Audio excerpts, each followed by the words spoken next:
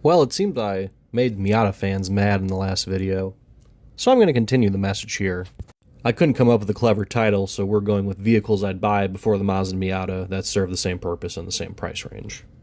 Before I start, I want to say I found some things out while looking at Miatas on Marketplace for the first time ever. Apparently, I could compare some really cool vehicles monetarily to these things because, wow, I would never pay $12, $15, or $20,000 for any NA, NB, or NC Miata. I don't care how nice it is, that is C5 Corvette money. Anyway, let's do the real video. Number one, obviously the C4 Corvette, especially the model years 92, 96.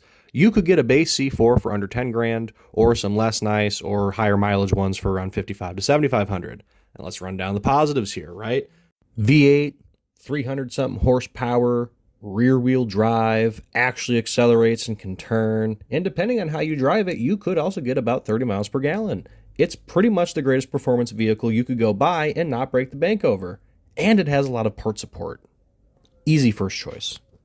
My next pick is a BMW Z4. And I like to hate on BMW and say their older cars aren't reliable, but as you can see, there are at least a couple that have made it to 150,000 miles. Did I mention the Z4 has a 5.5-ish second 0 to 60? Now, I'll give the Miata its due. In short technical tracks, it does have a slight edge over the Z4, but that's the only circumstance. Given any amount of straightaway, it becomes pretty clear which one is more like a sports car and which one is more like a glorified go-kart. Well, yeah, but the BMW is expensive to maintain. What isn't anymore? Short of you having a car from the 70s, everything that's modern and breaks is expensive because you can't fix it. Next. Nissan 350Z. I need you to understand, I don't like the 350Z, but it still seems more exciting than a Miata. Matter of fact, you can go on Car and Driver's website and compare the 2006 Miata's lightning lap time to the 350Z. The 350Z was 3 minutes 12 and a half seconds. The Miata was 3 minutes 29 and a third seconds. So that's not super great.